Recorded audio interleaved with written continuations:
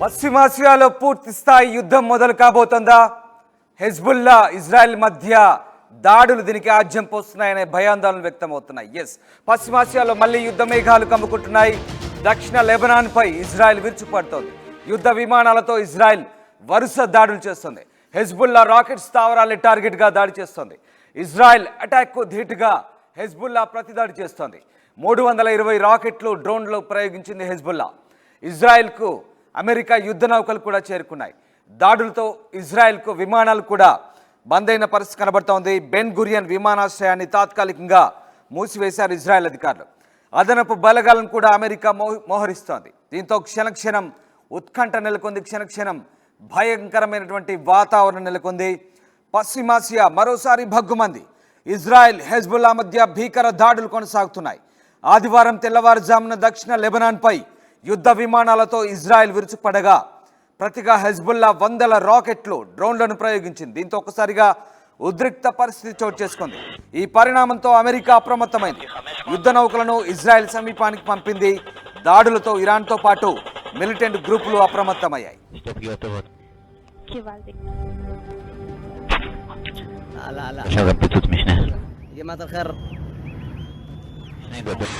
طيران قصف طيران العدو البريطاني الإسرائيلي على محافظة الحديدة.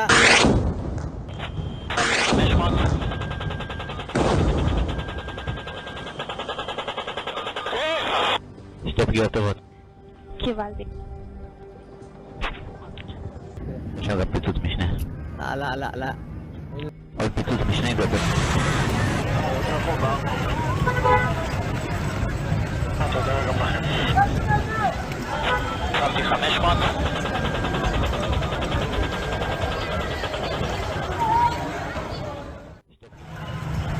దక్షిణ లెబనాన్ పై యుద్ధ విమానాలతో ఇజ్రాయెల్ విరుచుపడుతుంటే ప్రతిగా హెజ్బుల్లా రాకెట్ల వర్షం కురిపిస్తోంది.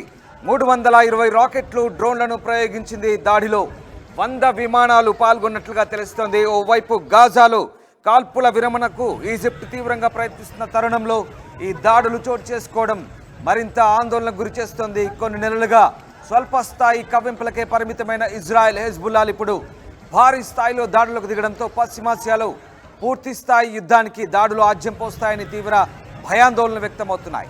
ఇజ్రాయెల్ హెజ్బుల్లా సంయమనం పాటించాలంటూ ప్రపంచ దేశాలు పిలుపునిస్తున్నాయి. ఆదివారం ఉదయానికి 2 వైపుల నుంచి దాడులు ఆగిపోయాయి. కేవలం సైనిక స్థావరాలే లక్ష్యంగా దాడులు చేశామని ఇరు వర్గాలు ప్రకటించాయి. అయితే లెబనాన్పై చేసిన దాడుల్లో 100 యుద్ధ విమానాలు పాల్గొన్నాయని ఇజ్రాయెల్ ప్రకటించింది. ఈ దాడుల్లో హెజ్బుల్లా రాకెట్ ప్రయోగ స్థావరాలను ధ్వంసం చేసినట్లుగా చెప్తోంది. ఇజ్రాయెల్ దేశ భద్రత దృష్ట్యా ఈ ముందస్తు దాడులు జరిపినట్లు వివరించింది. ఉత్తర మధ్య ఇజ్రాయెల్లోని లక్ష్యాలపై హెజ్బుల్లా దాడులు చేసిందని, స్వల్ప నష్టమే జరిగిందని ఇజ్రాయెల్ సైన్యం అధికార ప్రతినిధి నాదవ్ షోషాని అంటున్నారు. ఉత్తర ఇజ్రాయెల్పై దాడులతో ఆ ప్రాంతంలోని బెన్ గురియన్ విమానాశ్రయాన్ని గంట పాటు అధికారులు మూసివేశారు. దాడుల నేపథ్యంలో టెల్ అవీవ్కు పలు విమానాలు రద్దయ్యాయి. యుద్ధ విస్తరణపై ఈజిప్ట్ హెచ్చరికలు కూడా జారీ చేసింది. లెబనాన్లో సుస్థిరతకు పిలుపునిచ్చింది. ఇక పరిస్థితిని అమెరికా అధ్యక్షుడు జో బైడెన్ సమీక్షించారు. అమెరికా చేపట్టాల్సిన తదుపరి చర్యలపై కూడా ఉన్నతాధికారులతో చర్చించారు. ఇజ్రాయెల్ దాడుల్లో 3 ఫైటర్లు మృతి చెందారని లెబనాన్ ఆరోగ్య శాఖ అంటోంది.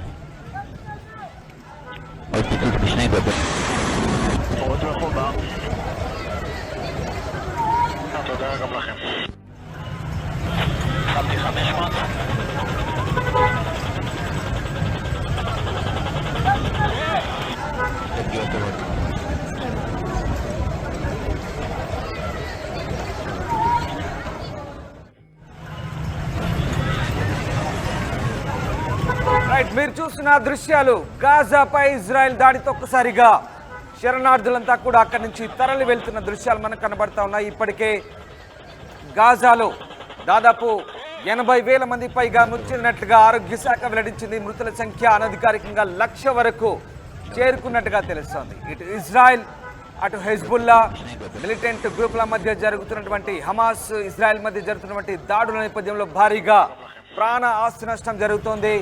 జనాలు ప్రాణాలు అరచేతిలో పెట్టుకొని అక్కడి నుంచి శరణార్థులుగా తరలి వెళ్తున్న దృశ్యాలు మనకు కనబడతా ఉన్నాయి.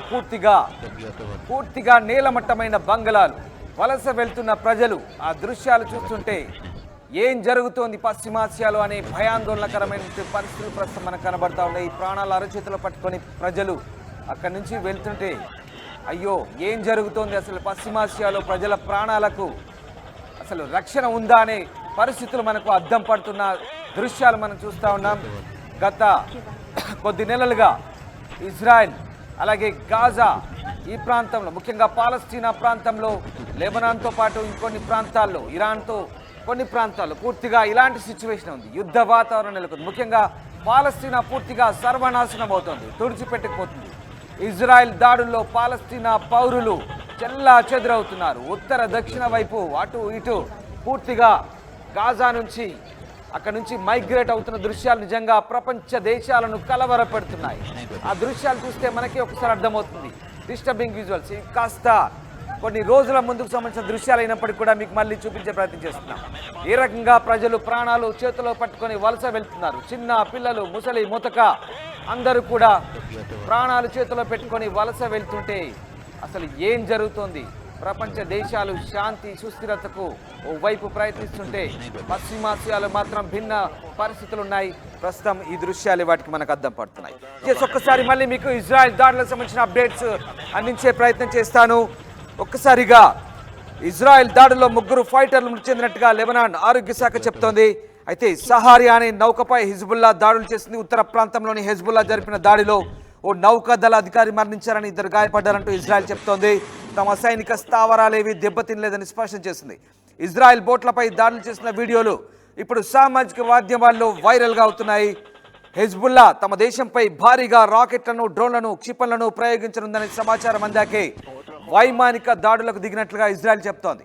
ఉత్తర ఇజ్రాయెల్పై హిజ్బుల్లా ప్రయోగించిన 100ల కొద్ది రాకెట్లను అడ్డుకున్నామని, ప్రజలు అధికారుల ఆదేశాలను పాటించాలంటూ ప్రధాని బెంజమిన్ నెతన్యాహు చెప్తున్నారు. తమకు నష్టం కలిగజేసే వారికి తప్పకుండా నష్టం చేస్తామంటున్నారు. ఇది ముగింపు కాదంటూ హెచ్చరిస్తున్నారు బెంజమిన్ నెతన్యాహు. ఒక భారీ పేలుడు, బిల్డింగ్ మొత్తం ధ్వంసం అవుతుంది. చూడండి ఎంతటి భారీ పేలుడు. డిస్టర్బింగ్ విజువల్ చూస్తున్నారు ఆర్టీవీ స్క్రీన్ పై. అసలు ఏం జరుగుతుంది? పశ్చిమాసియాల యుద్ధం అంటే ఇలా ఉంటుందా బాబోయ్? ఎంతటి భారీ బీభత్సం.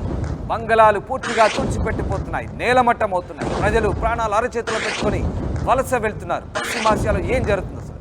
ఇజ్రాయెల్, లెబనాన్, ఇరాన్ ఇలా పూర్తిగా హమాస్, ఇజ్రాయెల్ మధ్య జరిగినటువంటి దాడి దేశాల మధ్య యుద్ధాలుగా తయారవుతోంది. ఇది పూర్తి స్థాయి యుద్ధంగా మారితే ఇంకా ఎంత ప్రాణ నష్టం జరగచ్చు? ఇదే ఆందోళన ప్రస్తుతం ప్రపంచ దేశాలను కలవరపడుతోంది. అయితే లెబనాన్తో నెలకొన్న ఉద్రిక్త పరిస్థితుల నేపథ్యంలో ఉత్తర ఇజ్రాయెల్లో హెలికాప్టర్ల ద్వారా పహారా కాస్తోంది ఆ దేశం, తమ దేశ సార్వభౌమత్వాన్ని రక్షించుకునేందుకు. ఒక్కసారి అసలు ఈ దాడులు ఎందుకు తీవ్రమయ్యాయో మీకు చెప్పే ప్రయత్నం చేస్తాను. తమ సంస్థ వ్యవస్థాపకులు ఒకరైన ఫవాద్ షుకూర్ను గత నెలలో ఇజ్రాయెల్ హతమార్చినందుకు నిరసనగానే తాము దాడులకు దిగుతున్నట్లుగా హెజ్బుల్లా ప్రకటించింది. మొత్తం 320 కట్యూషా రాకెట్లతో డ్రోన్లను ప్రయోగించామని తెలిపింది. గాజాలో కాల్పుల విరమణ ప్రకటిస్తే దాడులను ఆపుతామంటుంది ఆ సంస్థ. అయితే దాడుల నేపథ్యంలో లెబనాన్ క్యాబినెట్ అత్యవసరంగా భేటీ అయింది. దీనికి తాత్కాలిక ప్రధాని నజీబ్ మికాటి అధ్యక్షత వహించారు. తొలుత ఇజ్రాయెల్ను కంట్రోల్ చేసేలా ప్రయత్నించాలంటున్నారు. ఐరాస 1701వ తీర్మానాన్ని, ఐక్యరాజ్య సమితి తీర్మానాన్ని అమలు చేయాలని తీర్మానించారు. దీని ప్రకారం నిస్సైనీకరణ మండలాన్ని ఉత్తర ఇజ్రాయెల్ లెబనాన్లోని లితానీ నదీ ప్రాంతంలో ఏర్పాటు చేయాల్సింది. అయితే హెజ్బుల్లా దాడులను హమాస్ పొగుడుతోంది, హమాస్ గొప్పగా ప్రశంసిస్తోంది. ఇజ్రాయెల్పై దాడులకు ధీటుగా సమాధానం ఇచ్చినట్టు హమాస్ అభిప్రాయపడుతోంది. ఇక అటు ఇజ్రాయెల్ సైనిక స్థావరాలు సహా గగనతల రక్షణ వ్యవస్థ ఐరన్ డోమ్లను లక్ష్యంగా చేసుకొని హెజ్బుల్లా దాడులు చేస్తున్నట్టుగా తెలుస్తోంది. దేశంలో 48 గంటల పాటు ఎమర్జెన్సీ విధించినట్టుగా ఇజ్రాయెల్ రక్షణ మంత్రి యవ్ గాలంట్ ప్రకటించారు. మొత్తం మీద ఇజ్రాయెల్ లెబనాన్ మధ్య ఉద్రిక్తతలు కొనసాగుతున్నాయి. ఇజ్రాయెల్ రాజధాని టెల్ అవీవ్ సమీపంలోని సైనిక స్థావరంపై దాడి చేశామని హిజ్బుల్లా నేత నస్రల్లా తెలిపారు. బెకా ప్రాంతం నుంచి తొలిసారిగా ఇజ్రాయెల్పై రాకెట్లను ప్రయోగించామని చెప్తున్నారు. మొత్తం మీద ఇజ్రాయెల్ లెబనాన్ మధ్య దాడుల తీవ్రత పెరుగుతోంది. అమెరికా కూడా తీవ్రంగా నిశితంగా పరిశీలిస్తుంది తమ వాహన సామగ్రిని, తమ ఆయుధ సంపత్తిని ఇజ్రాయెల్కు మద్దతుగా మోహరిస్తున్న పరిస్థితి. మొత్తం మీద ప్రపంచ దేశాలు మరోసారి కలవరపడుతున్నాయి. పశ్చిమాసియాలో పూర్తిస్థాయి యుద్ధం నెలకొనబోతుందా? దీన్ని ఎలా కంట్రోల్ చేయాలంటూ మరోవైపు ఈజిప్ట్ కూడా ప్రయత్నిస్తుంది. ప్రపంచ దేశాలు, అగ్రరాజ్యం కూడా ప్రస్తుతానికి ఇదే ప్రయత్నంలో ఉన్నాయి.